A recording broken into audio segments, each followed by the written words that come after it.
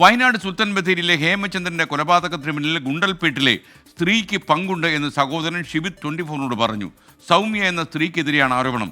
ഹേമചന്ദ്രന്റെ സാമ്പത്തിക പ്രശ്നങ്ങൾക്ക് കാരണം സൗമ്യയാണെന്ന് സംശയമുണ്ട്. സൗമ്യക്കെതിരെ ഗുണ്ടൽപേട്ട് പോലീസ് സ്റ്റേഷനിൽ കുടുംബം പരാതി നൽകിയിരുന്നുവെന്ന് ഷിബിത്ത് പറയുന്നു. 24 എക്സ്ക്ലൂസീവ്. ഒരു സ്ത്രീയായിട്ട് ചേട്ടന് സുഹൃത്ത് ഉണ്ടായിരുന്നു, സൗമ്യ എന്ന് പറഞ്ഞിട്ടുള്ളത്, ഗുണ്ടൽപേട്ടുള്ള. വർഷങ്ങളായിട്ട് ഞങ്ങളെയൊക്കെ ഇൻട്രൊഡ്യൂസ് ചെയ്തത് ഒരു സിസ്റ്റർ എന്നുള്ള രീതിയിലാണ് ഇൻട്രൊഡ്യൂസ് ചെയ്തത്. പക്ഷേ ആ ഒരു സ്ത്രീ പല പ്രാവശ്യവും ഏട്ടനെ വിളിച്ചുകൊണ്ടിരുന്നുണ്ടായിരുന്നു പൈസയ്ക്ക് വേണ്ടിയിട്ട്. അപ്പൊ ഇതിനകത്ത് സൗമ്യക്ക് നല്ല പങ്ക് ഇതിനകത്ത് ഉണ്ടെന്നാണ് എന്റെ സംശയം. ഇത് ഞാൻ പോലീസുകാരുടെ അടുത്ത് ഞാൻ പറഞ്ഞിട്ടുണ്ടായിരുന്നു. ഈ ഒരു സ്ത്രീനെ പരിചയപ്പെട്ടതിന് ശേഷം കണ്ടമാനം സാമ്പത്തിക ഇടപാട് ആൾക്ക് വന്നിട്ടുണ്ട്.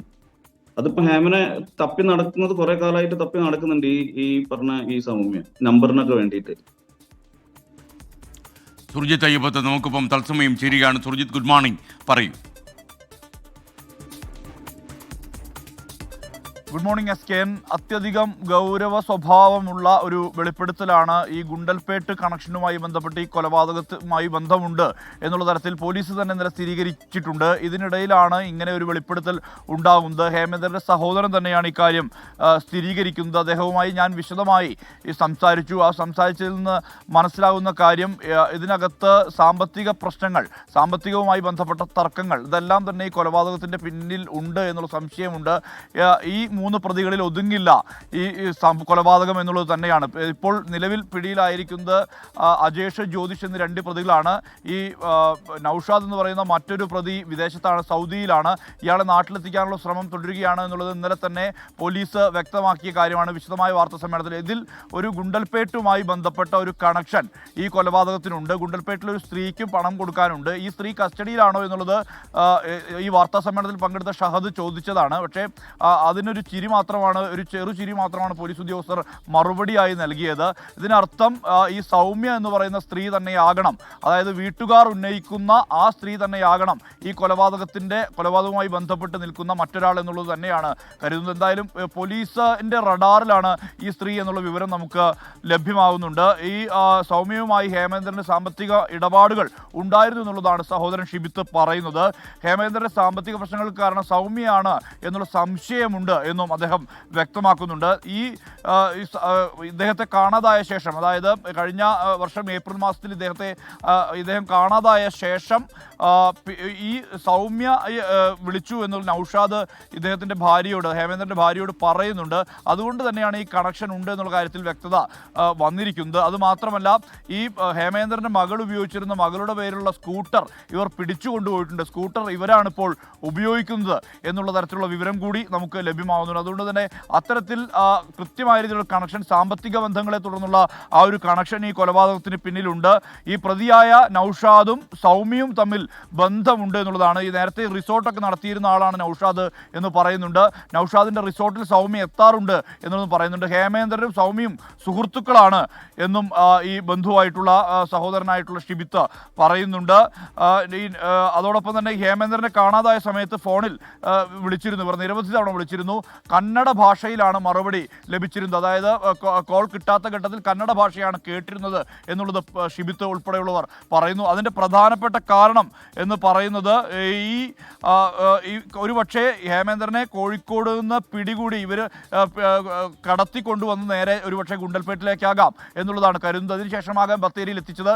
ഈ ഘട്ടത്തിൽ അല്ലെങ്കിൽ ഈ ഫോൺ ബോധപൂർവം ഹേമേന്ദ്രൻ ജീവിച്ചിരിപ്പുണ്ട് എന്നറിയിക്കാൻ വേണ്ടി ഈ ഫോൺ ബോധപൂർവം കർണാടകയിലേക്ക് കടത്തി അവിടെ വെച്ച് വിളിച്ചതാകാം, അവിടെ ഉപയോഗിച്ചതാകാം എന്നും കരുതുന്നുണ്ട് എന്നുള്ളതാണ്. ഈ സൗമ്യയിലേക്ക് കൃത്യമായ അന്വേഷണം നീങ്ങേണ്ടതുണ്ട് എന്നുള്ളതാണ് പറയുന്നത്. എന്തായാലും ഇതുമായി ബന്ധപ്പെട്ട് ഗൗരവതരമായ ഒരു വെളിപ്പെടുത്തലാണ് ഉണ്ടായിരിക്കുന്നത്.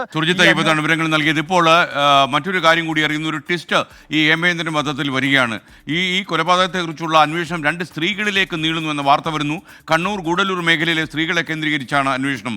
കേസിൽ ഈ സ്ത്രീകൾ ഇടനിലക്കാരായി എന്ന ചില സൂചനകൾ വരുന്നു. മുഖ്യപ്രതി നൌഷാദിനെ അടുത്ത ദിവസത്തിൽ കേരളത്തിലെത്തിക്കാൻ കഴിയും. ഇപ്പോൾ അദ്ദേഹം സൗദി അറേബ്യയിലാണുള്ളത്. ഷഹദ് റഹ്മാൻ നമുക്കൊപ്പം ചേരുകയാണ്. ഷഹദ്, എന്താണ് ഈ വാർത്തയുടെ കൂടുതൽ വെളിപ്പെടുത്തൽ?